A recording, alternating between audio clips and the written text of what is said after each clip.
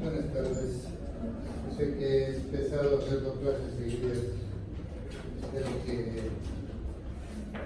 se puedan seguir.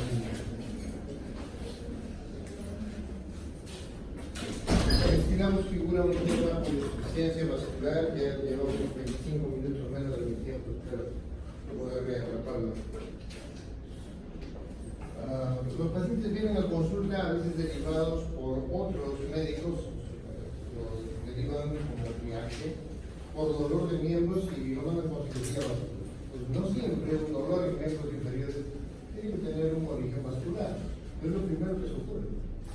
Entonces, al hacer el estudio del paciente encontramos que vamos a tener que rederivarlo por una neuropatía y muchas veces por problemas de articulación. Una vez que el paciente es derivado con nosotros ya tiene una etiqueta de vascular. Sin embargo, encontramos que tiene gonartrosis, por ejemplo, son pacientes mayores que tienen problemas articulares y que tienen dolor para levantarse a caminar. Se incorporan, duele, esperan un rato y empiezan a caminar. Eso no es vascular. Entonces vamos a preguntar al paciente por los síntomas. Tendremos dolor en miembros inferiores. Este dolor, ¿cómo es? Se trata de calambres, se trata de dolores a la ejecución de un movimiento, se trata de disposición del paciente a identificar cambios de temperatura o hinchazón, cambios de volumen o lesiones específicas que pueden ir desde las pequeñas escoriaciones a las úlceras, a las escaras o de repente ya tejidos gangrenados. Entonces, describiremos si el paciente tiene una insuficiencia vascular, sea en el área arterial o en el área venosa. En cada caso veremos si se trata de un problema agudo o se trata de un problema crónico. Tanto arterial como venoso tienen ambas. Entonces nosotros nos vamos a centrar en la parte de insuficiencia arterial. La parte venosa la manejaremos, la veremos en las sedes, en los seminarios. La insuficiencia arterial aguda también es tema de seminario. Diremos brevemente que es una violenta interrupción de flujo en el árbol arterial en un determinado sector. Y esto puede ocurrir por embolia, puede ocurrir por trombosis o también puede ocurrir por un trauma. Van a haber síntomas y signos referidos al tema. Los síntomas del paciente desde el momento que falla el flujo circulatorio va a tener un súbito e intenso dolor. El dolor va a ser local a la zona problema y también distal. Una vez que esto ocurre, la temperatura de ese miembro va a empezar a reducirse, entonces se va a enfriar, va a haber una frialdad y se acompaña de algunas molestias en el lado neurológico, que comienzan como parestesias y si van pasando las horas pueden terminar en un déficit neuromotor. También puede haber incapacidad funcional. Como signos tenemos al examen del segmento afectado, palidez. Junto con la palidez puede haber un vaciamiento de venas, las venitas se ven como canalitos en vez de verlas como venas llenas. Va a haber un moteado marmóreo que en confluencia puede determinar cianosis, frialdad distal y ausencia de pulsos que nos evidencia que no hay flujo arterial. En los artículos y en las presentaciones van a encontrar como un dato de interés para poder hacer la diagnosis de insuficiencia aguda, las 4 P de la literatura anglosajona: pain, pallor, pulseless y palsy. Pain es dolor distal, pallor, la palidez, pulseless, la ausencia de pulsos y palsy, la parálisis. En algunos artículos hablan hasta de 5 P's, con 4 hacemos la distinción. Vean la diferencia de estas dos plantas. Esta está normal Y este lado es el que aqueja al paciente con mucho dolor y pie frío. Y como lo pueden ver, es de un tono cianoide o cianótico.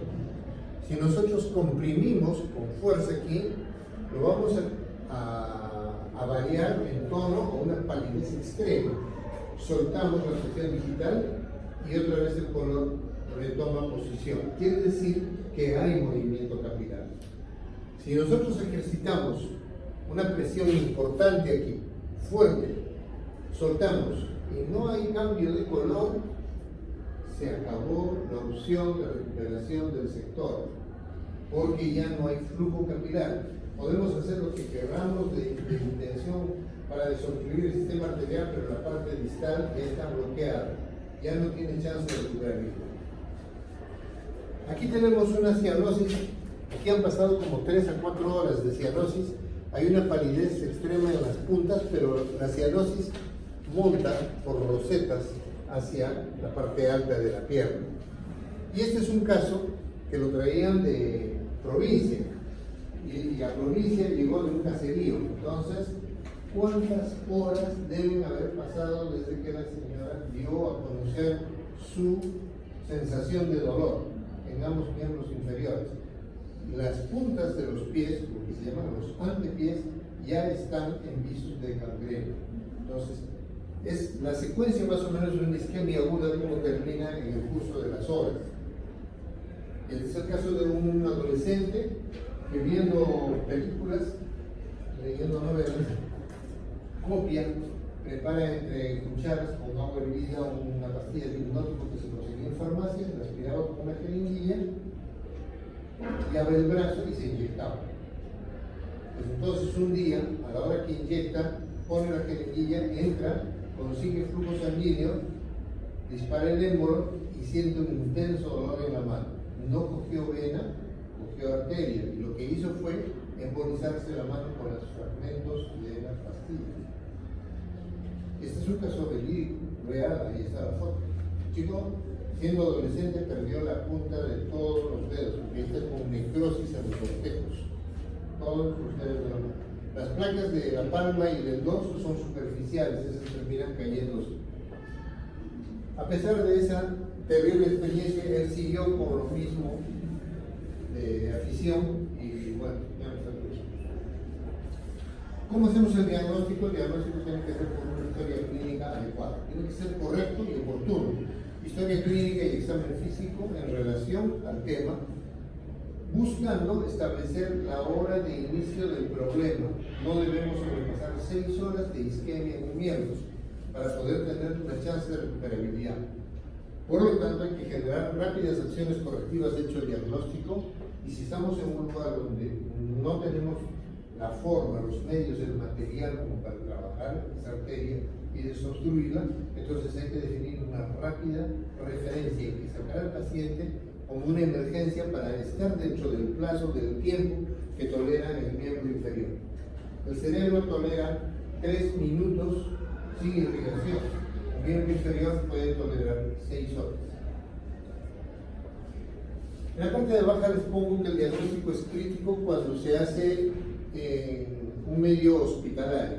Entonces, en el medio hospitalario lo que ocurre es que el paciente ingresa por una razón X, se va a hacer unas pruebas hepáticas especiales, se va a operar de codo, de mastoides, pero hace una isquemia aguda en el curso de la noche mientras están atendiendo una emergencia en el área vecina. Entonces, la parte de la emergencia es motivo de que todo el personal esté acudiendo, un infarto, ha hecho un paro, etc. Le atiende muy bien. Pero el paciente que está con dolor en miembro inferior recibe un examen somero, superficial, rápido, se revisa la historia clínica, que resulta como las historias clínicas de la Universidad Ricardo Paz. Dice extremidades, nada, no dice nada. No describe nada en especial. Dice motricidad y locomoción autónoma normal. Eso no es un examen de extremidades. ¿Cómo es el color? ¿Cómo es la temperatura? ¿Cómo son los pulsos? No figuran en la historia. Entonces, al examinar al paciente, chequear con la historia, no hay con qué comparar. No sabemos cómo ingresó. Pues bien, en la mañana, cuando ya se le pasa visita formalmente, ya está como moteado cianótico marmóreos hasta arriba, hasta el muslo, y de pronto ya pasaron las horas como para poder rescatar ese miembro. Estas son unas radiografías que no se hacen necesariamente para establecer el diagnóstico. Este es un hallazgo, pero les traigo las imágenes para que puedan ver cómo el contraste iodado en esta femoral superficial se dibuja hasta un punto donde hay coágulos, hay trombos que están antes del canal de Hunter. Aquí los trombos están por debajo de la zona del platillo tibial, que están en pierna. Entonces, son una muestra de cómo ocurre, cómo se establece el déficit de flujo distal. El tratamiento consiste en recuperar la luz del vaso, sobre todo si los pacientes son jóvenes, porque no quiere decir que tiene que ser mayor el paciente para hacer este tipo de patología. La insuficiencia aguda se produce aún en gente joven, en gente que tiene condiciones de repente de fibrilación auricular.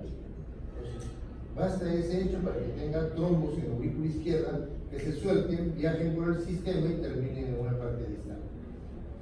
El tratamiento es una cirugía sencilla que se puede hacer bajo anestesia local, involucra al personal reclamando una alta emergencia para hacer el espacio en sala y poder quedar en la restauración de la luz del vaso dentro del plazo que hemos mencionado del ascenso.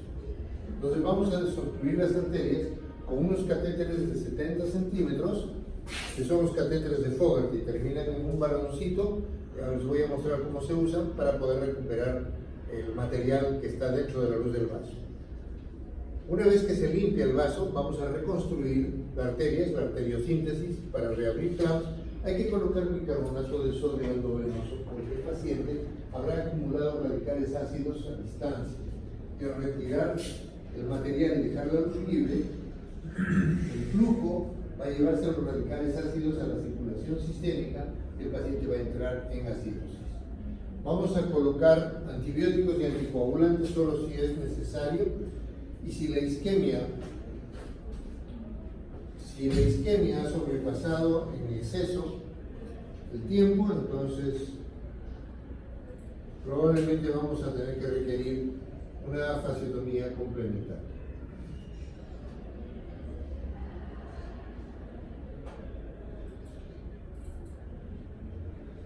Aquí tenemos un esquema donde se muestran los abordajes para las tromboembolectomías. Lo clásico, 80% de las oportunidades se hace a nivel de trípode femoral. Los coágulos que hubieran partido de las cámaras cardíacas van a venir y van a alojarse o al final de la aorta, en las ilíacas, o en las dos ilíacas, o a nivel del trípode femoral. De acuerdo al tamaño del coágulo, viaja hasta un punto donde ya no resbala más y se encaja. Y en ese momento da el síntoma de dolor. En el momento del desprendimiento, el paciente no siente nada. También podemos hacer el abordaje para buscar a la altura del canal de Hunter, la clásica incisión poplitea aquí, o una, acá está dibujada como para la cara posterior, pero nosotros la hacemos en la cara lateral de la pierna, aquí, para trabajar la desobstrucción de los troncos de pierna, tibiales o peroneo. También se puede hacer a nivel de la flexura del codo para buscar limpiar el árbol arterial del miembro superior. Entonces, se hace el abordaje. Aquí está la arteria ilíaca externa, la ilíaca común y la aorta con trombos. Vamos a subir por la incisión en la arteria femoral un catéter, ¿no? En este caso lo están conectando a una jeringa que tiene un anillo para manejar el émbolo. Excede la zona que se supone que está el trombo alojado para poder llenar el balón con suelo fisiológico y retirarlo al efecto de un sacacorcho, retirar y limpiar toda la línea. Se puede hacer desde la parte femoral hacia abajo. Hay que completar la limpieza arriba y abajo. Este es el doctor Thomas Fogarty, quien inventó y lo que creó realmente es fabuloso. Es muy sencillo, muy simple, y cuánta utilidad ha venido a dar. Los materiales han mejorado en el curso de los años. Aquí están de acuerdo a su grosor. Entonces, lo más frecuente de usar es el 4 French y el 5 French. Hay 3 4, 5 y 6 French. Pero en el mercado existen unos de 2 y unos de 9 French. No los usamos, entonces no se comercializan mucho y no llegan para acá.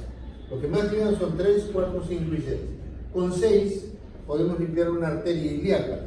Con 3 podemos limpiar una tibial anterior, un tronco tibio anterior.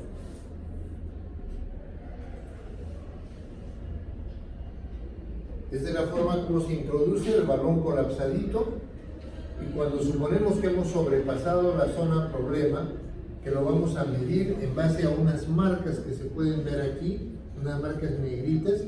Cada marca nos da 10 centímetros. Medimos por fuera y decimos, bueno, a unos 15 centímetros ya debemos estar en la aorta, a unos 20 estamos en la aorta, muy bien. Ingresamos con suavidad, sin forzar, llegamos a los 20 centímetros, subimos un poquito más, llenamos el balón y empezamos el viaje de regreso. Por supuesto que en la aorta el balón va a llenar muy bien con suero y luego para la ilíaca se va a encajar y luego a la ilíaca externa debe disminuir el volumen. Entonces nuestro pulgar va jugando como para sentir la resistencia y darle un poquito de rienda y no se rompe el balón. Es un procedimiento muy sencillo, tiene complicaciones. Una complicación es que se rompe el balón, otra complicación es que se perfore la pared de la arteria, otra complicación es que abra la arteria y abra camino hacia la vena que está conexa con la arteria y crea después una arteria venosa. Entonces hay que ser muy cautos en el procedimiento hasta dejar limpio el grano de la arteria. Vamos a ver ahora la insuficiencia arterial crónica. La crónica es una enfermedad que, como su nombre lo dice bien, ha tomado mucho tiempo en instalarse y en empezar a crear síntomas y en empezar a establecer signos. Entonces se da fundamentalmente en pacientes de tercera edad. No tenemos una insuficiencia arterial crónica en jóvenes, a no ser que sean diabéticos. Pero en general, el paciente que es arterioscleroso es paciente de tercera edad con un precedente importante de tabaco, con dislipidemias, con enfermedad metabólica, obesidad, consumo de café, consumo de licor, pacientes sujetos a estrés, hipertensos arteriales, que probablemente en algún caso inclusive ya han pasado por otra manifestación de insuficiencia arterial, pero a nivel central, esto es coronario. Por lo tanto, son pacientes que ya son vistos por el cardiólogo, tienen medicación para manejo de coronarios y alguno ya pasó por una cirugía de bypass coronario. La historia clínica de estos pacientes debe ser manejada en el ámbito de estas manifestaciones, tanto de síntomas como de signos, pero vamos a remarcar los antecedentes del paciente para saber qué terreno pisamos. Hay que entonces señalar allí los hábitos anómalos, hábitos negativos. Hay que remarcar si es hipertenso arterial y si está o no controlado, si es diabético, si está o no controlado, si ha sido un paciente coronario anteriormente, sí o no. Como síntomas, el paciente es muy raro que dé la secuencia de síntomas, sin embargo, alguno toma atención y dice: ya hace como un año que noto que mi pierna derecha se enfría, mi pie está frío a la hora que me acuesto, con el pie izquierdo tengo que estar calentando el derecho, frialdad. Otra manifestación que hay es el de un dolor que es de carácter opresivo. Dice el paciente que siente como si tuviera una pulsera que va cerrando alrededor de la zona perimadiolar, o el empeine del pie, o en el medio de la pantorrilla. Es una especie de pulsera que le llega a generar tanto dolor que tiene que parar para que le calme, y cuando le calma comienza a caminar de nuevo. Entonces, este dolor opresivo va a ser un inicio y luego se va a cambiar por esto que es la claudicación intermitente. Camina, dolor, para, hasta que le calma, vuelve a caminar otro tramo, duele, se para, hasta que le calma y vuelve a caminar otro. Esa es la claudicación intermitente. Y entonces el paciente, si es acucioso, dice: en los últimos 6 meses me di cuenta que me dolía la pantorrilla cuando iba a comprar mi periódico. Yo voy al kiosco de mi canillita, está a 2 cuadras, Y allí me tenía que parar un rato, en el que empezaba a leer el diario, me calmaba y me venía a casa. Pues, la ubicación a los 200 metros. Y poco a poco se ha dado cuenta que para ir a la compra de su diario camina el mismo trecho en 2 tiempos y ya está ubicando a 100 metros. Cuando finalmente a media cuadra de su casa ha tenido que pararse porque el dolor es insistente, entonces ha decidido ir al medio. Ahora ya está ubicando 50 metros de ancho.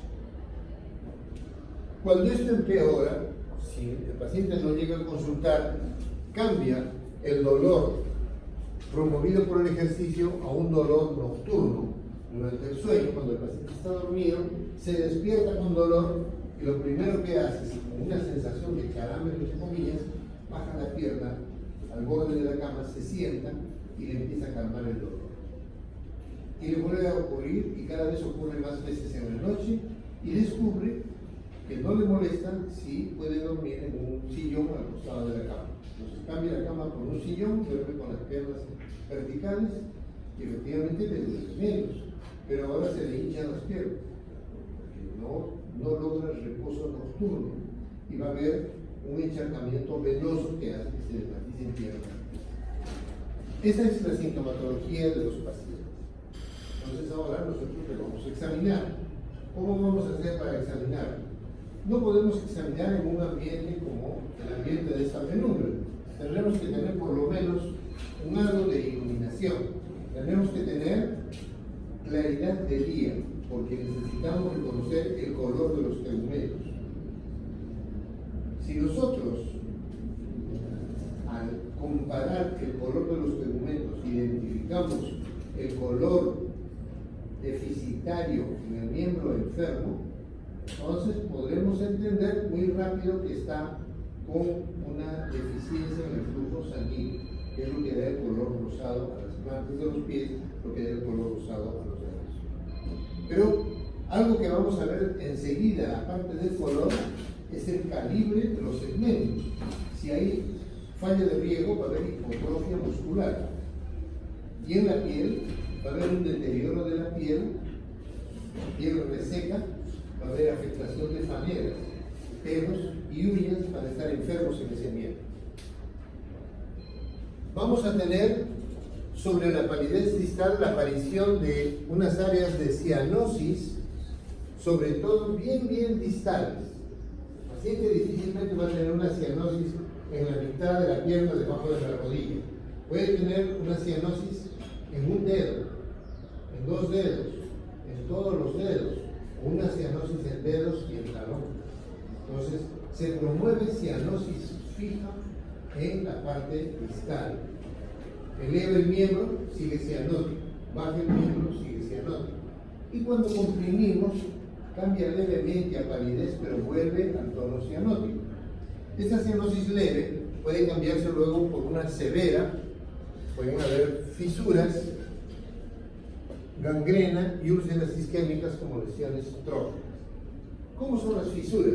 Las fisuras son como pequeñas hendidas o rajaduras en la piel. Pequeña hendida que tiene un fondo necrótico, el fondo es negro. Al examinar es muy doloroso y la periferia de la rajadura es inflamada, es rojiza. En talón puede comenzar como fisura y termina a veces como una úlcera de talón, que es diferente a la úlcera de apoyo del estasis prolongado. Es una úlcera de diferente contexto, con fondos pálidos.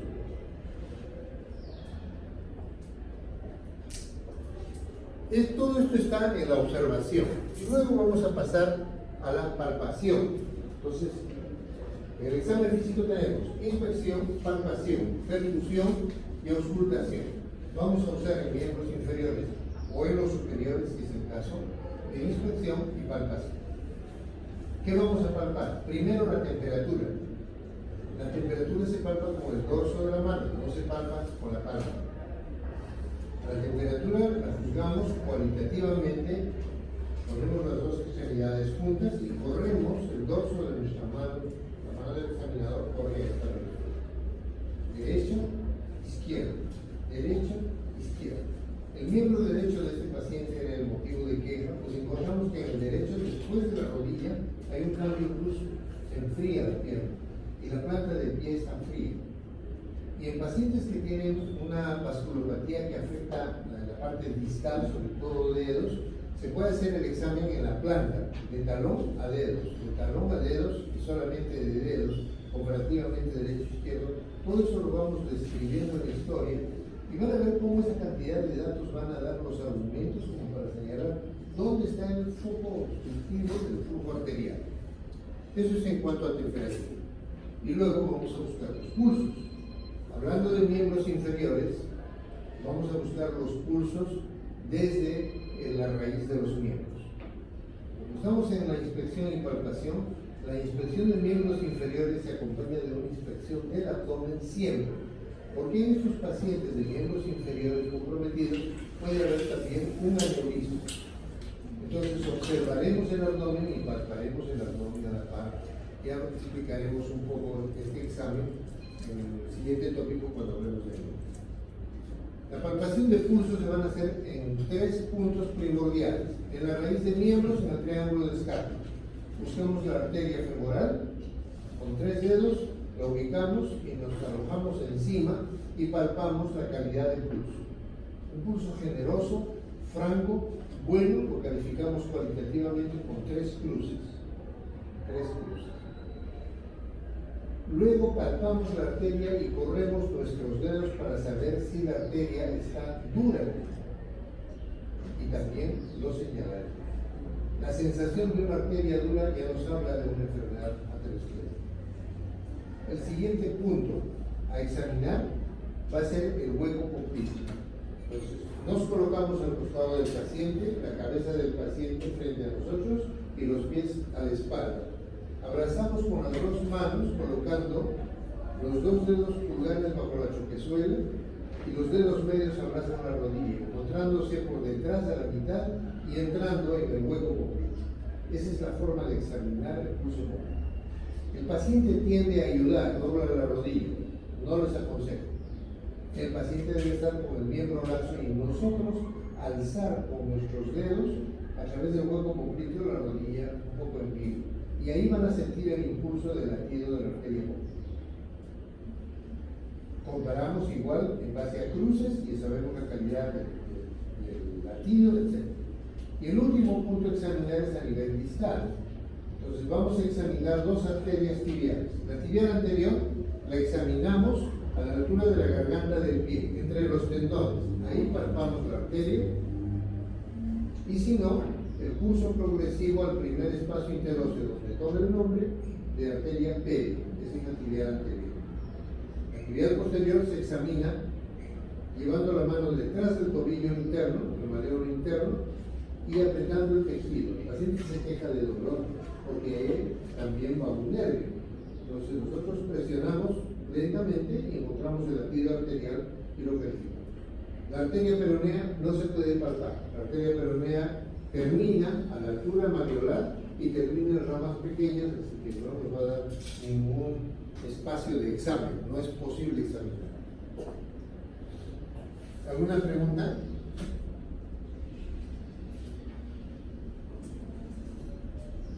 René Fontaine clasifica a los pacientes con insuficiencia vascular en 4 estadios y eso nos facilita mucho las cosas.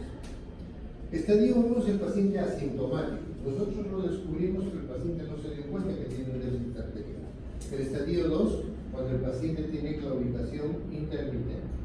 Y esta claudicación puede ser en 2 subtipos. Cuando camina 150 metros o más, es 2A. Pero si llega de 100 a 150 metros y ya con dolor, está en 2B. Paciente en estadio 3 cuando tiene dolor nocturno, dolor de reposo o dolor al reposo, como quiera llamar.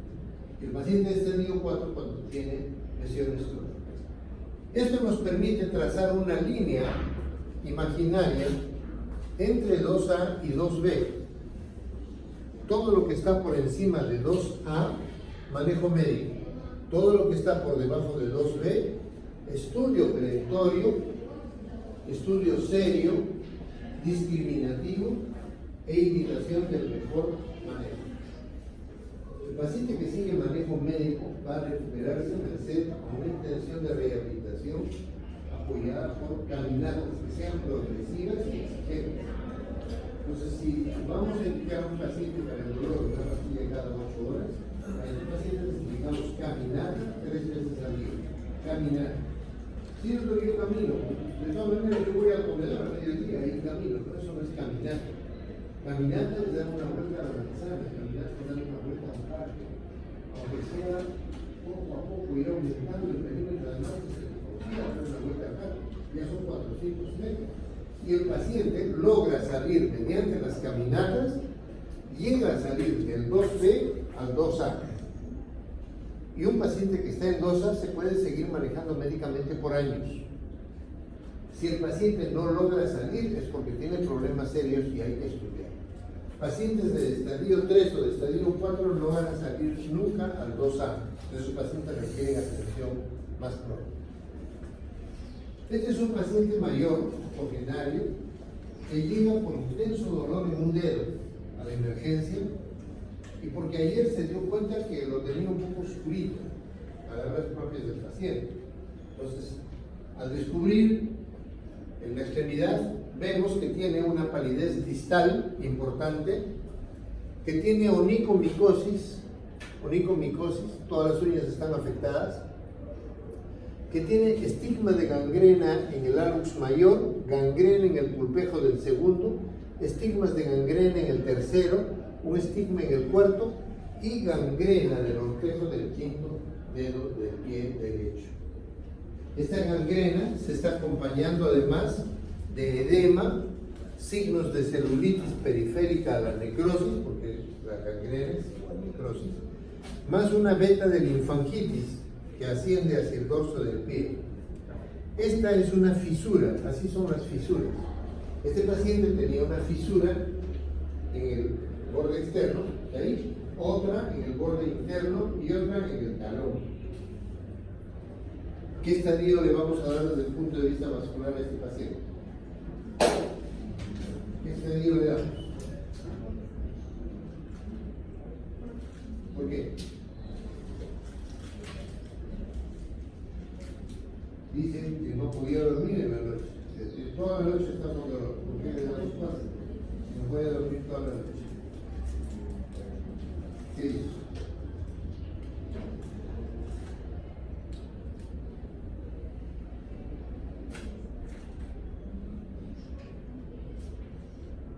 ¿Qué sería?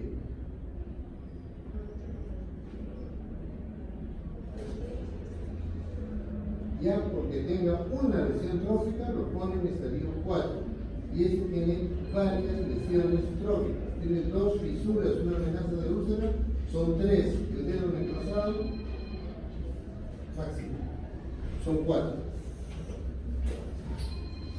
Cuando se le hace el control de glucosa a este paciente, cuando se le hace el control de glucosa, sale 260, los controles de laboratorio de emergencia. ¿Qué diagnosticamos? Diabetes. ¿Qué entidad estamos tratando? Un pie diabético. Pie diabético. Esta entidad se llama pie diabético.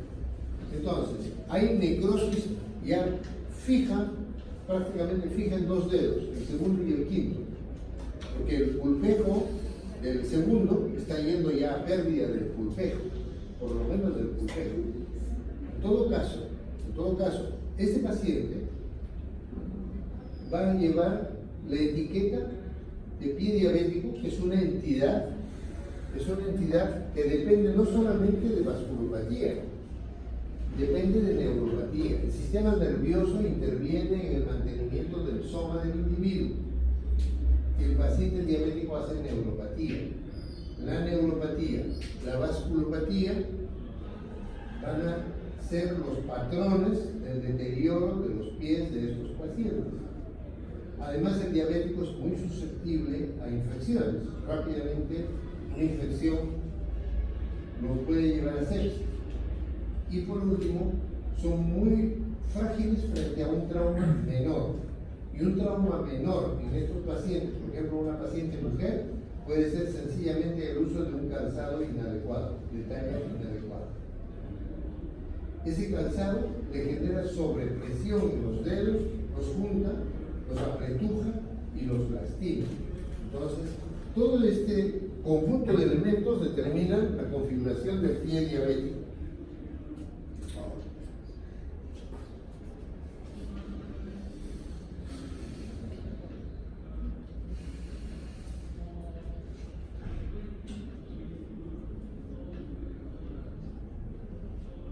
Hay una clasificación, la llamada clasificación de Wagner, no quiero que la encabecen, pero es para que sepan que se ha visto la progresión de las lesiones y se le puede clasificar de 0 a 5, de tal manera que el paciente que está en Wagner 5 está en riesgo de pérdida no solo del miembro inferior, sino a partir de las lesiones graves, terminar en una amputación. La mamá de un médico con una úlcera de talón con mucho tejido isquémico, blanco.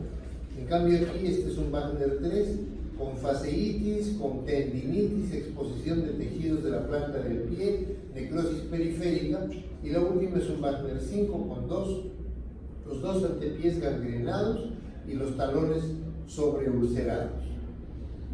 Acá hay una vasculopatía entonces trascendente en los pacientes como para encontrar los primeros signos y tratar de evitar que esto progrese al último nivel y ver de rescatarlos para que no caigan en amputación. Hay gente joven, diabéticos de 30 años, que ya no tienen un miembro inferior. La progresión es muy rápida cuando se establece lesión. Entonces, hay que recordar que es una afección preponderante en el diabético en los vasos menores, los llamados vasos distales, de rodilla para abajo, de codo para abajo. Hay una prevalencia de claudicación intermitente 5 veces más que en el no diabético. Y no existe una diferencia de presentación entre varones y mujeres. Hay mujeres diabéticas que van pronto, más jóvenes que los varones, a la amputación. La mitad de pacientes que se amputan hacen lesiones graves contralaterales entre 1 y 2 años. Entonces, si amputamos un miembro, hay que buscar estabilizar el otro y mejorarlo para que le puedan soportar para la terapia de rehabilitación. Y la mayor cantidad de amputaciones se hacen no traumáticas, se producen en pacientes diabéticos. Entonces ya tenemos el esquema diagnóstico de una enfermedad vascular y vamos a ayudarnos con exámenes auxiliares. El primer examen es no invasivo, el ultrasonido. Con el ultrasonido podremos tener un estudio Doppler o un ecodoppler o duplex. La arteriografía es un estudio ya invasivo, pero nos establece el mapa arterial. Entonces es el estudio sine qua non para poder preparar al paciente a cirugía. Puede ser una arteriografía clásica, digital o un cineangio.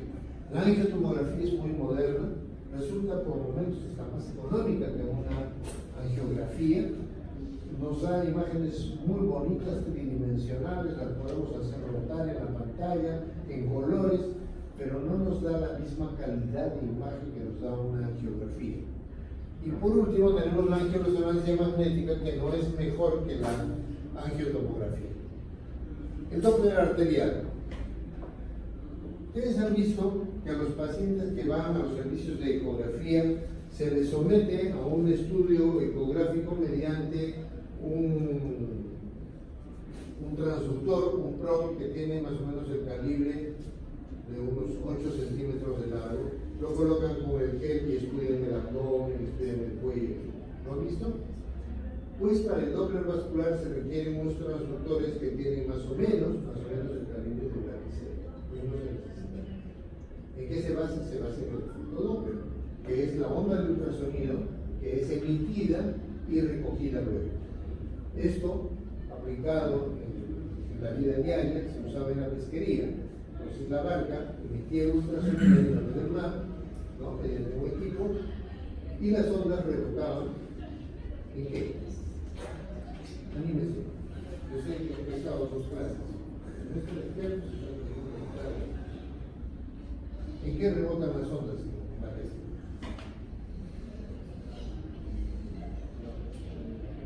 ¿En qué? En la barca hay un equipo que emite las ondas de ultrasonido. ¿Dónde van a rebotar? ¿Ah? En el agua. ¿En qué rebotan? ¿Ah? No hemos ido a nadar, hemos ido a pescar. Vemos las arterias.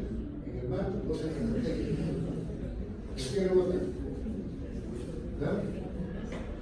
En los peces, los pescados se convierten en peces. El bote en el banco de peces. Las ondas se encuentran con los peces y rebotan. Y entonces identifican, aquí hay un cardumen. Se orientan y encuentran un banco de peces. Muy bien. Entonces paran los motores y empiezan la tarea de la pesca. Eso mismo vamos a hacer con la arteria radial. Vamos a colocar gel, el prop del equipo tiene un cabezal dividido en dos mitades. Una mitad que emite el ultrasonido y la otra mitad tiene microcristales de cuarzo que reciben el ultrasonido. Los microcristales emisores van a trabajar igual que en el mar. A través del gel encuentran la arteria y la onda de ultrasonido va a penetrar hasta el flujo sanguíneo. ¿Cuáles son nuestros peces aquí? La arteria no, la arteria es el continente, contenido. ¿Ah? Ya, ¿en la sangre qué? ¿Plaquetas? ¿Trombo? ¿Qué trombo? Estoy hablando de trombosis, usted está también de dormir. En los glóbulos rojos. Los glóbulos rojos están viajando y son como los peces en el mar. Por eso les estoy haciendo la comparación para que se les quede, por favor. Entonces, la onda del ultrasonido rebota en un hematí y regresa y es captada por la otra mitad. Y como no es una onda, sino son varias ondas y son varios hematíes, viaja y es captada y puede ser traducida en el equipo, en pantalla o en papel, así. Esta es una onda normal. La primera onda es muy aguda, es alta, picuda, depende de la sístole cardíaca, es la fuerza de la presión arterial sistólica. La segunda onda va por debajo de la línea cero y depende, es negativa y depende de la resistencia de los vasos. Vasos menos resistentes va a haber una diferente onda. Luego viene una segunda onda positiva dependiente de la elasticidad del vaso. Si el vaso es muy duro, probablemente la tercera onda queda un poco plana y la onda ya no será trifásica como es esa, sino bifásica.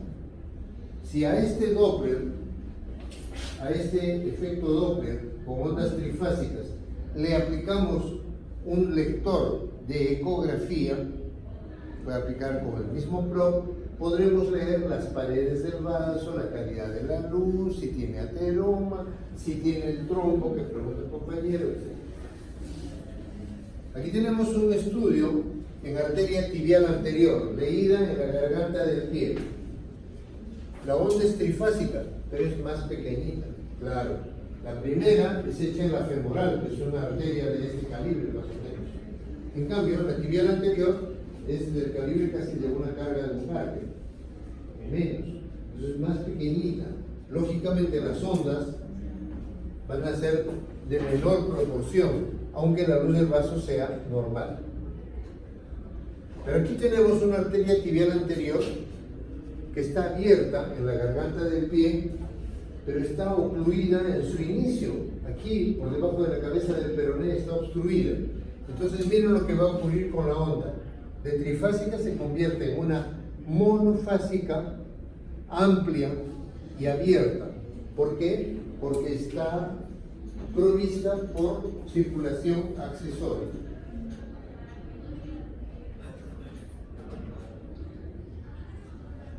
Si nosotros usamos de un manguito de tensiómetro, podemos leer la presión arterial del paciente, pongamos que nos dice 130.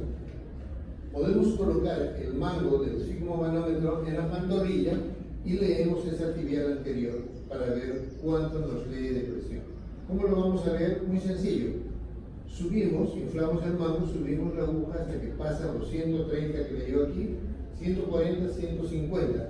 Empezamos a bajar el volumen del inflado, la aguja empieza a retroceder hasta que escuchamos o vemos en la pantalla la primera deflexión de una onda arterial. Y seguramente que podemos leer, no sé, 60 o 50 de presión.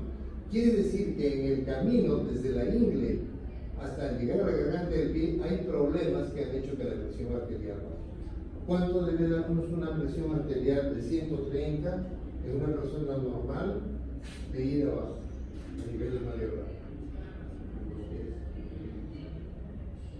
Acá está la bomba central, 130, leemos acá 130, leemos aquí 130, leemos a nivel de los tobillos. ¿Cuánto debemos leer? Igual, ¿cuánto debemos leer? ¿A nivel de los tobillos?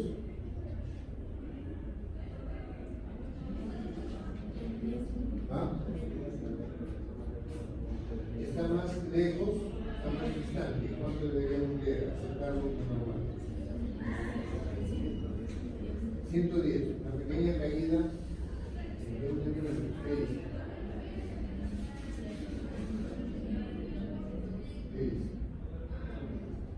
120. ¿Quién cae más? ¿Quién cae menos? Me dicen fisiología. ¿Qué han hecho? Ya pasaron, ya estaban buenas notas en fisiología. ¿Qué han hecho fisiopatología? También. Y han revisado cardiología también. Entonces, ¿por qué no me pueden responder? Hay un factor importante que lo hemos mencionado cuando hemos hablado de las ondas, es la resistencia periférica. Y al haber una resistencia por la dicotomía de los vasos, cada vez que van alejándose, más ramas, más ramas, más ramas, más ramas. El calibre va disminuyendo y la suma del número de ramas que da realmente no concuerda con el calibre del tronco principal, que sería en este caso la aorta. Entonces va a haber una resistencia, se llama resistencia periférica. Luego, lo normal es que haya 130, 130 y a nivel malleolar haya más, 135, 140. No es porque está más lejos que va a haber menos. Entonces, la jirafa, ¿cuánto tendría que tener a nivel de sus malleolos si la bomba está a casi 2 metros del suelo? Hay un factor que se llama resistencia periférica. Entonces, el índice brazo-tobillo se consigue de esta manera. Medimos la presión en la pierna y la ponemos en el numerador. Medimos la presión en el brazo y la ponemos en el denominador. Y no con estetoscopio, solamente con el mando del esfigmomanómetro y el equipo del Doppler. Colocamos el gel y nos ponemos ahí a esperar. Empieza a bajar la aguja, 130. Empieza a sonar. Ya sabemos que esa es la presión sistólica del brazo. Esa la vamos a colocar en el denominador. Y la presión que leemos en la pierna la colocamos en el numerador. Hacemos una división, operación matemática simple, y tenemos el índice tobillo-brazo. Lo normal es que sea 1 o 1.2, y conforme va bajando, los valores nos están enseñando la calidad de enfermedad arterial que tiene el paciente, al punto que puede terminar en una posible amputación si no podemos revascularizar. No vamos a hablar de los orígenes de la arteriografía, vamos a recordar cómo trabajábamos antes. Esta es una sola aguja. Este mandril que termina en una punta aguda viene dentro de este que termina en una punta más roma. Uno con el otro lo colocábamos por la fosa lumbar izquierda. El paciente boca abajo, 2 traveses de dedos sobre la cresta ilíaca, 2 traveses bajo la última costilla, y en esa área ubicamos un espacio para colocar anestesia local y nos vamos profundizando en dirección a la columna. De ahí el largo de esa aguja, es una aguja muy larga, muy larga. Entonces, creamos un camino hacia la columna hasta topar con la columna. Retiramos y volvemos a insistir. Y vamos angulando. Retiramos y seguimos angulando hasta que finalmente pasamos la columna. Como estamos en zona lumbar, ¿qué va a ocurrir? Que delante de la columna está la aorta abdominal. Entonces, al sentir que ya no topamos con columna, tenemos que buscar con cuidado la sensación de que la aguja es empujada por la aorta. Damos un golpe seco para entrar en la arteria, retiramos el mandril interior y colocamos una conexión para inyectar con una jeringa una sustancia contrastada vascular hidrosoluble que nos dibuja las arterias.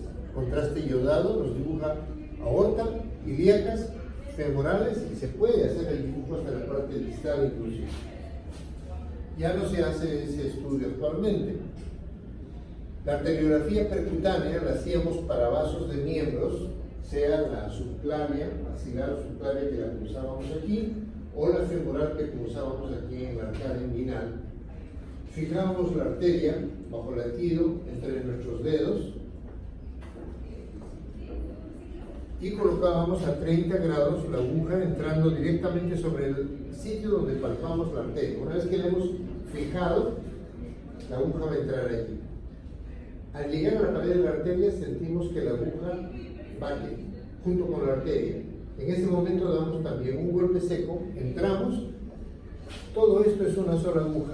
Los tres componentes, parecido al anterior, que se construyen de esa manera.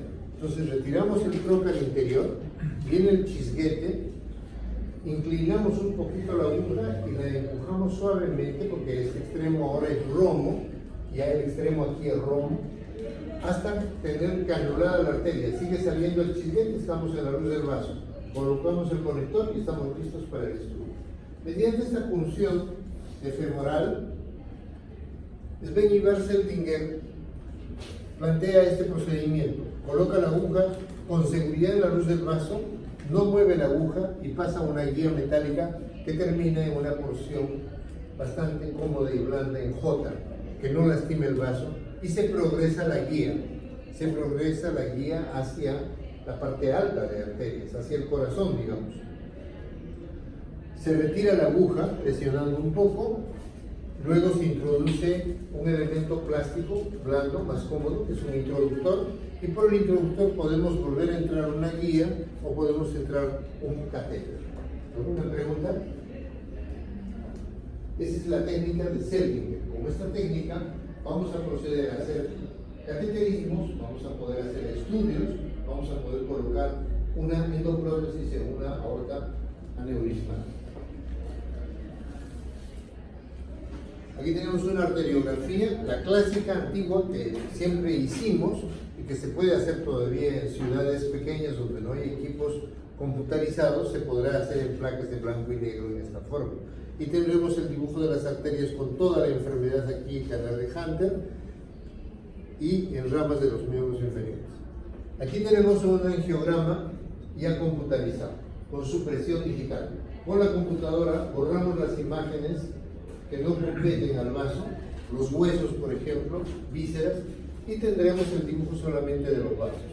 Una aorta un poco desviada, con una ilíaca enferma y la otra totalmente ocluida. Aumento de circulación de las lumbares para reemplazar la ilíaca ocluida.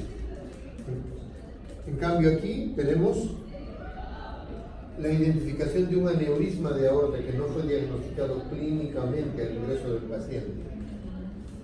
Se ve la placa estenótica, este era el motivo del estudio del paciente, una severa placa estenótica que no deja pasar bien el flujo. Luego no había pulso en la femoral izquierda, pero hay una ectasia de la ilíaca después de la estenosis. Aquí hay ectasia de la ilíaca derecha, un kinking o un retorcido de la ilíaca externa y por supuesto un aneurisma.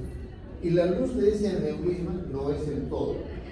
Si lo que se dibuja ahí es como de este tamaño, probablemente el aneurisma es más grande que eso, porque el aneurisma tiene además un contenido trombótico. Aquí tenemos un catéter que se ha subido desde la femoral hasta el callado de la aorta para disparar y estudiar los vasos supraórticos, el tronco brachiocefálico, su carótida derecha, el bulbo carotidio, carótida izquierda, el bulbo carotidio izquierdo y la subclavia izquierda.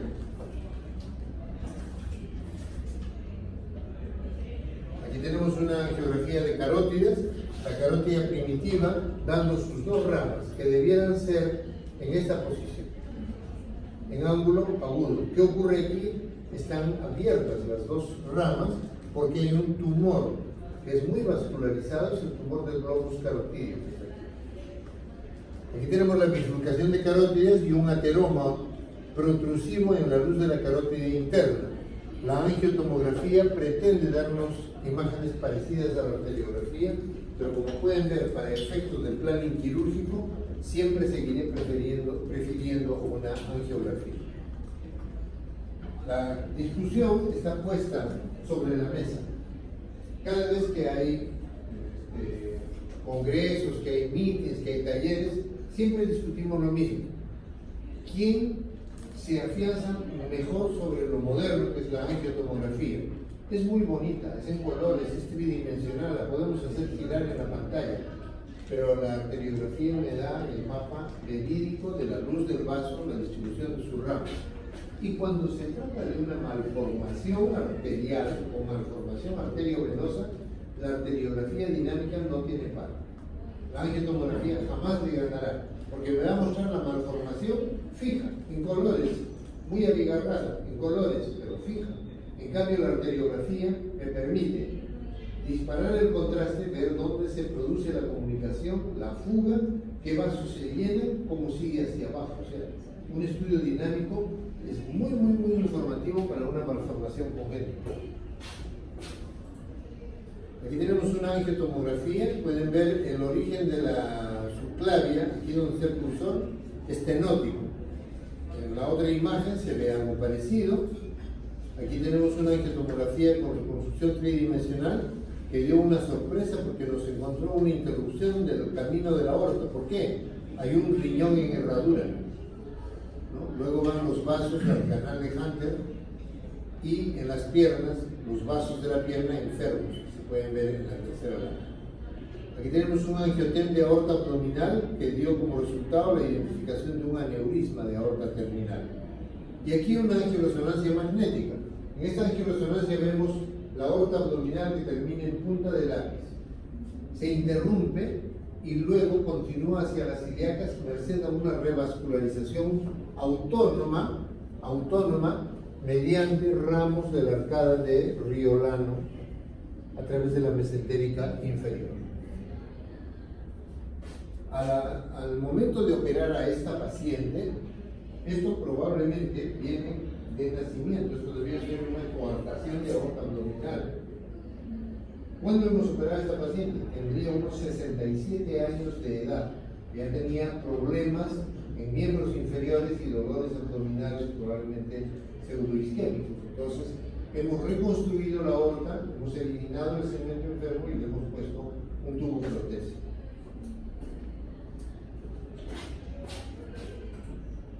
Aquí tenemos una angioresonancia magnética, unas imágenes parecidas a la angiotomografía, con una interrupción del vaso a este nivel. ¿Qué hacemos entonces con estos pacientes una vez que tenemos la evaluación clínica, el Doppler, el ecodoppler, la angiotomografía o la arteriografía? Debemos buscar de restablecer el flujo de manera normal. Eso se llama revascularización. La revascularización es un manejo de orden quirúrgico, se acompañará siempre de un manejo médico.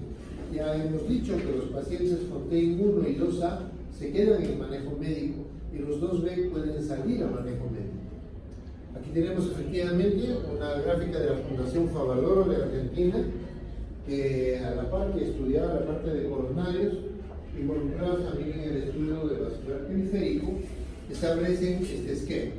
El paciente con claudicación intermitente debiera ser separado en tres grupos: claudicación no invalidante, claudicación invalidante y claudicación con enfermedad vascular crítica.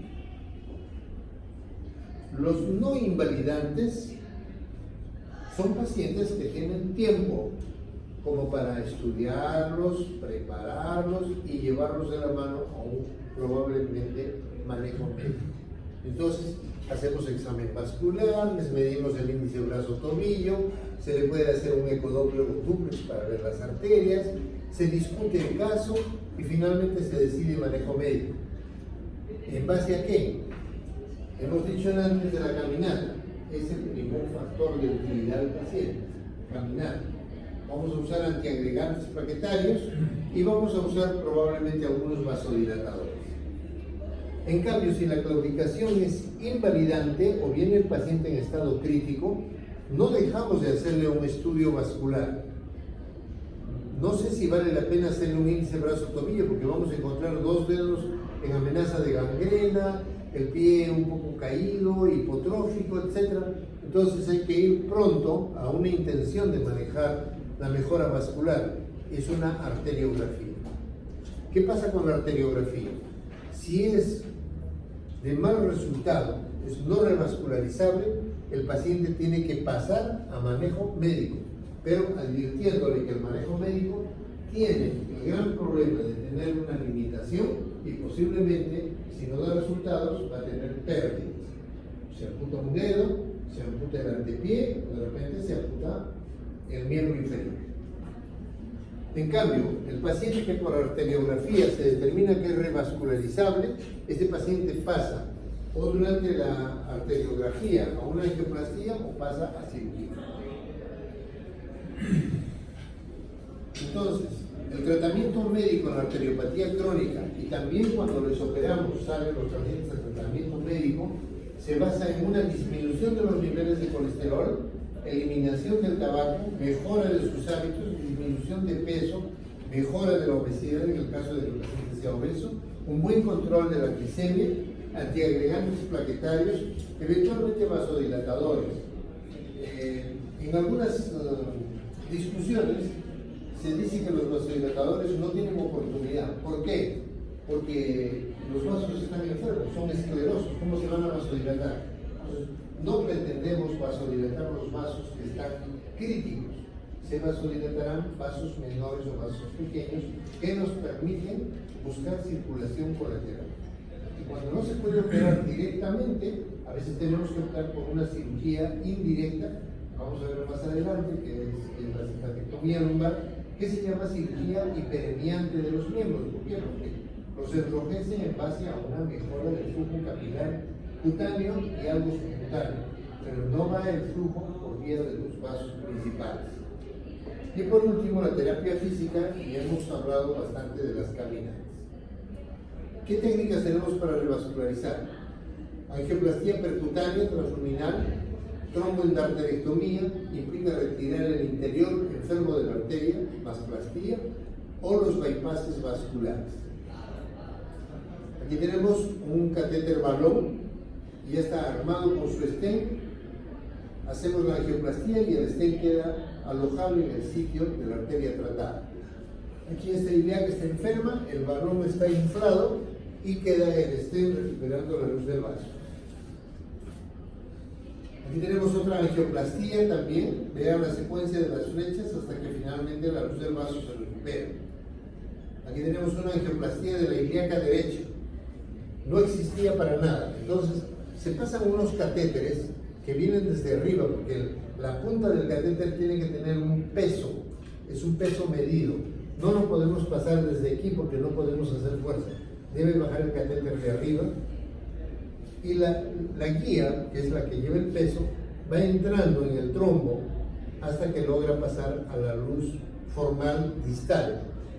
A través de esta guía vamos a pasar el balón y vamos a balonear en cada segmento hasta recuperar la luz del vaso. Lamentablemente, este tipo de recuperación vascular no tiene mucha durabilidad. Aquí tenemos la aplicación de stents. Los stents son elementos metálicos, unos autoexpandibles y otros a presión por balón, con la superficie muy pulida o apenas revestida con sustancias anticelulares para que no haya proliferación tisular en el interior del stent o en los extremos. Y actualmente ya se están colocando stents en zona de bifurcación. Antes el patrón principal para el diagnóstico y utilización de un stent era que la lesión de la arteria sea en un segmento lineal, donde no había ramas. Entonces vamos a hablar del tratamiento quirúrgico en el caso de una endarterectomía, masplastía. La endarterectomía consiste en retirar toda esa parte amarilla que ven que es la endarteria proliferada por ateromas. Entonces se retira el interior, pero queda la punta de la arteria con una luz reconstituida. Eso hemos hecho aquí, muy largo. Esta vendría a ser la aorta abdominal. Hemos reconstruido la luz del vaso desde la femoral hasta el origen de la ilíaca primitiva y hemos retirado toda la endarteria en 2 tiempos. Aquí hemos seccionado, entonces el primer tiempo ha sido esta parte, clampado, y la segunda parte ha sido esta, más sencilla, y donde hemos hecho la incisión en la arteria le hemos puesto un parche para que no estenose, un parche para que no estenose.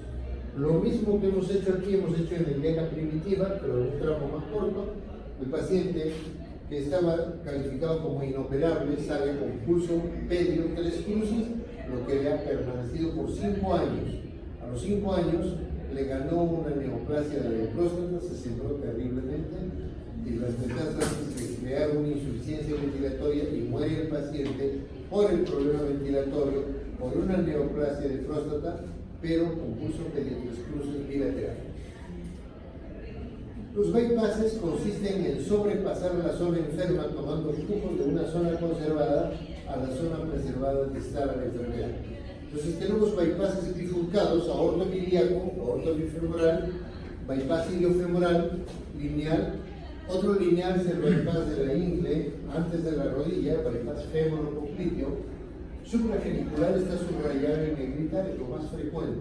Infragenicular va por debajo de la rodilla y ese bypass lo hacemos con vena safena invertida. Y los bypasses a los vasos de la pierna son proximales o distales. Entonces, un ejemplo de un bypass aorto, aquí está la costura, de la aorta a las dos ilíacas. Es un bypass aorto ilíaco con dacrón bifurcado. Aquí tenemos un bypass aorto bifemoral. Las ramas van a ir por el retroperitoneo hasta las femorales, hasta el trípode femoral. Es un control angiotomográfico. Aquí tenemos en amarillo un bypass fémoro-popliteo supragenicular. ¿No? Está reemplazando la femoral superficial que está obstruida en morado. Pero tenemos que operar vasos de la pierna y de pronto la safena no nos queda suficiente, es muy corta, o está enferma, o está muy bifurcada y el calibre es inútil. Entonces podemos empatar al elemento sintético, que sería el dacrón, el segmento en azul que es la vena, para poder llevar un bypass a la tibial posterior. Entonces tenemos el bypass de la tibial posterior por una anastomosis término-terminal en el dacrón, por una anastomosis término-lateral en la poplitea, donde ha llegado el dacrón, por separado, saliendo del dacrón que está llegando a la poplitea. Entonces hay 3 formas de hacer la continuidad de este bypass. Muchas heridas para poder sacar la safena, como mostró antes el doctor Nieto, una safena larga y preparada. En este lado, la disección de la tibial anterior debajo de la cabeza del peroné, por la cara anterior. Y arriba, la anastomosis latero-lateral. La vena viaja por el curso del muslo y en la poplitea arriba de la rodilla hace la anastomosis en esta forma. Esta es una anastomosis latero-lateral. En cambio, abajo, en la tibial anterior, termina como término lateral. Terminal vena, lateral arteria. Un control intraoperatorio, aquí el lateral lo hemos hecho arriba de la rodilla y el término lateral está en la tibial anterior, debajo de la zona de la epífisis del peroné. Estos bypasses se llaman extraanatómicos. ¿Por qué se llaman extraanatómicos? Porque este curso no existe en el organismo. No hay arteria que viaje por la pared del tórax. No hay arteria que viaje de derecha a izquierda. Entonces, tendremos un bypass que comienza en la subclavia y termina en las dos femorales. A pesar de comenzar en la subclavia, le llamamos axilo bifemoral. Aquí tenemos un bypass fémoro-femoral. Aquí tenemos un axilo femoral que se continúa con un fémoro-femoral. ¿Por qué no nos simpatizan mucho estos bypasses? Porque siendo fuera del curso anatómico, tienen pobre calidad de utilidad de flujo y se tapan muy pronto. Por más que estén bien trabajados, bien cosidos, bien preparados, pueden durar muy pocas semanas y a veces pocos días. Entonces no nos interesa mucho. Este es un injerto de poliéster, este es el material, y este es el PTFE, que es un injerto liso que puede estar protegido con unas cubiertas en hilo de nylon para evitar su flexión. La benefacción del PTF es que puede terminar en un calibre disímil al tubo, más amplio, que permite de una vez trabajar la forma de la boca de anastomosis. Y acá hay unos injertos con un interior cubierto en carbón para evitar que sea demasiado permeable. El balón de Fogarty arriba, el balón de angioplastía a la derecha, y abajo suturas vasculares, calibres diferentes. Los más usados, 4 ceros, 5 ceros, 6 ceros. Todas las suturas tienen doble aguja. Todas tienen doble aguja. Hay suturas vasculares de una sola aguja. Se expenden, se venden, pero para una costura siempre preferimos tener la doble aguja. ¿Qué complicaciones tenemos al revascularizar a un paciente? Estamos trabajando vasos, así que la primera complicación va a ser sangrado. Así que hay que cuidar al final de la cirugía que todo esté seco, que no sangre nada. Por el sangrado puede haber luego infección. Si se infecta el injerto es una catástrofe, hay que sacar el injerto infectado. Puede haber linforrea. A la disección hay que cuidar de no dejar cabos sueltos de los linfáticos que nos encontramos en el camino. Hay que ligar para que no humedezca la herida y comunique con el exterior por vía canalicular, se va a infectar. Puede haber oclusión precoz del injerto y puede haber un síndrome de reperfusión. La oclusión precoz del injerto casi siempre, el 95% de las veces, depende del cirujano. Así que hay que tener en cuenta eso. El cirujano tiene que tener criterio y tiene que tener técnica. No puede poner un injerto de 9 milímetros para una arteria tibial anterior, porque es un injerto grande para un vaso pequeñito. Es incompatible, eso se va a tapar, eso es criterio. Entonces, el empeoramiento de la isquemia por oclusión precoz del injerto puede terminar en la amputación que queríamos evitar, así que hay que tener en cuenta la calidad de decisión del cirujano. Los síndromes compartimentales hay que tenerlos presentes para poder hacer fasciotomías oportunas y no perder lo que hemos ganado en revascularización. El síndrome de reperfusión consiste en edema importante del miembro reperfundido que se ahoga, entonces se hincha. René Lelich, en la época de la guerra, recibe muchos soldados jóvenes con las piernas isquémicas, porque quedaban abandonados en el campo de batalla en medio de nieve a veces. Entonces venían con un síndrome de enfriamiento. Y se veía obligado a amputarles. Pero quería evitar la amputación en algunos casos y lo consiguió ideándose, porque en ese momento no había forma de llevar un bypass arterial que mejore el flujo. Cortó los ganglios simpáticos, los ganglios lumbares, del 2 al 4, los independizó, los extrajo, los estirpó. Esa es la simpatectomía lumbar, que es una cirugía hiperemiante de los miembros. Nos sirve mucho en las vasculopatías distales. Aquí lo vemos atendiendo a los soldados de la guerra, y tanto él como Fontaine, sobre todo él, ha sido motivo de reconocimiento de la nación, al punto que sus rostros han aparecido en las estampillas de correo de la época. Dos palabras sobre la enfermedad de Lelich. Es una ateromatosis severa del carrefour aorto-biliaco. Se trombosa una ilíaca, se trombosa la otra, ya no hay flujo. Entonces el trombo sube por la aorta hasta que encuentra las renales, que son de alto flujo, y se trombosará todo el segmento. Todo este segmento se va a trombosar.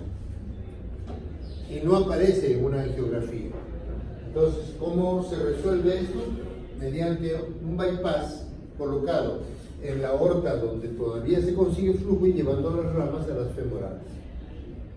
Un bypass aorto-bifemoral. En este caso se está trabajando por retroperitoneo.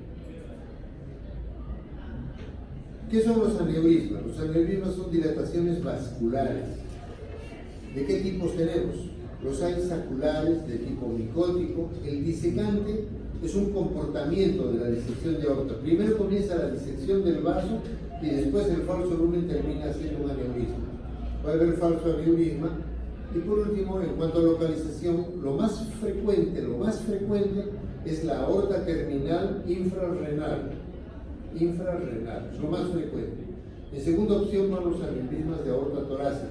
Y luego pueden haber aneurismas de la poplitea, de la subclavia, de la carótida, de las arterias viscerales. El porcentaje es muy bajo, pero hay aneurisma de esplénica, aneurisma de arterias renales, aneurisma de mesentérica. ¿Qué etiología tienen estas dilataciones?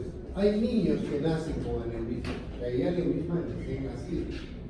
Está descrito, yo tengo por allí la catarata de un artículo. En general, dependen de la enfermedad aterosclerótica por envejecimiento de la pared, donde las fibras elásticas son reemplazadas por fibroblastos. Entonces, la aorta, que tiene una condición de restitución de su volumen por pulsatividad, la pierde, y con cada latido, la aorta tiende a ir a dilatación, porque ya no tiene tejido elástico, y eso es lo que genera el aneurisma. Hay etiología infecciosa, sobre todo clamidia y salmonella, lo que más se identifica, y hay lesiones que son postraumáticas. Hay que tener atención en la evaluación clínica del aneurisma. El abdomen debe ser bien observado, no entrar la mano directamente. Si encontramos que hay cierta pulsatividad, nos agachamos al costado del paciente y vemos si el relieve del abdomen se alza. Entonces vamos a colocar nuestras manos parados a la derecha del paciente, una sobre otra en el flanco izquierdo, y resbalamos hacia el mesogastrio, hundiendo las manos en el abdomen. Si el abdomen es resistente y no ayuda, le hacemos doblar un poquito las rodillas para que relaje la musculatura y volvemos a empezar. Una vez que encontramos impulso en nuestras manos que late junto con la aorta, soltamos una mano y llevamos la otra por el otro flanco hasta encontrarnos en esta forma y ver cuánto disienten las dos manos en el latido. Esta distancia nos da ya la medida del aneurisma. Aún no estamos en radiografía, tomografía, nada. Con esto ya estamos diciendo, este paciente se hospitaliza, se queda. Le algo, le duele el abdomen, se queda. Puede ser un aneurisma complicado. Entonces, a la evaluación clínica le pueden seguir una radiografía simple de abdomen que dibuja los calcios de la pared abdominal, de la pared aneurismal sobre el psoas o delante de la columna. La ecografía abdominal en realidad es un screening. Van para ecografía renal, ecografía de páncreas, ecografía de ovarios, etc. Y durante la ecografía, hallazgo, aneurisma abdominal. Entonces, más que estudiar el aneurisma, nos sirve para detectarlo y para hacerle seguimiento. La tomografía es el estudio moderno sine qua non. Sin este, difícilmente atacamos ahora un aneurisma. La resonancia magnética no le gana. Tiene la misma equivalencia o sirve menos. Y no olvidar, al estudiar un aneurisma, la valoración vascular de miembros inferiores. Estamos estudiando el aneurisma, cómo están los pulsos, cómo están los pies, cómo están los dedos. Hay isquemias. Aquí tenemos una radiografía de aneurisma, una angiografía donde se puede ver el cuello y el saco aneurismal, la tomografía donde se ve el aneurisma delante de la columna con trombo y luz,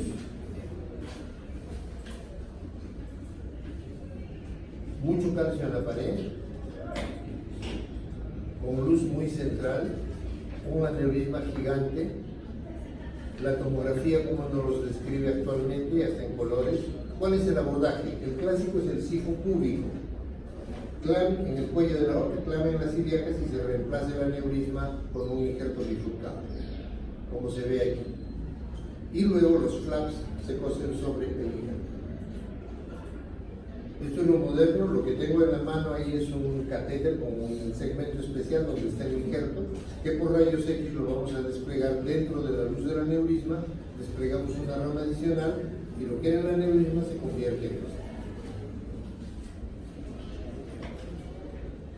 Las complicaciones son compresión visceral vesica, embolia periférica, fistulización, disección y ruptura. ¿Alguna pregunta? La ruptura es lo más grave que hay y es casi compatible con la muerte. Algunos pacientes sobreviven merced a la oportunidad de la atención y a la posibilidad de poder rescatarlos con vida. Luna Miranda, Lurita Quispe, Melina Albarrán, Regina Estroza, Méndez Alcántara, Minaya Soto, Urguía, Guajardo,